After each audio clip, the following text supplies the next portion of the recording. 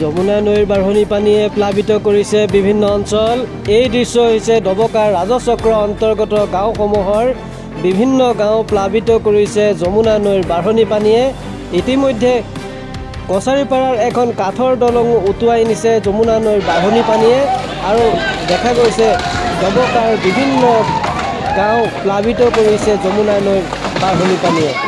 এতিয়া হাহাকাৰ পৰিস্থিতি চৌদিশে প্ৰশাসনে কেনেদৰে উদ্ধাৰ অভিযান অব্যাহত ৰাখে সেয়া লক্ষণীয় হ'ব।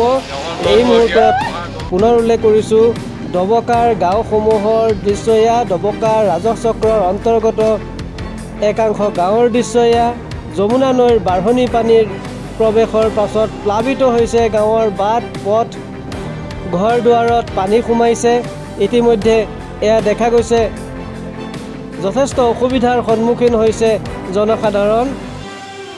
ইয়াত যমুনা নৈৰ বাঢ়নী পানীয়ে প্লাবিত কৰিছে ডবকাৰ ৰাজচক্ৰৰ অন্তৰ্গত বিভিন্ন গাঁও প্লাবিত হৈছে। এনেদৰেই জলমগ্ন হৈ পৰিছে গাঁওসমূহ আৰু যথেষ্ট অসুবিধাৰ সন্মুখীন হৈছে লোকসকল।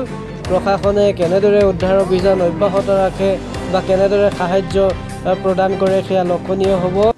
এই দৃশ্য ডবকা ৰাজচক্ৰৰ অন্তৰ্গত গাঁৱৰ যমুনা নৈৰ বাঢ়নী পানীয়ে প্লাবিত কৰিছে ন অঞ্চল।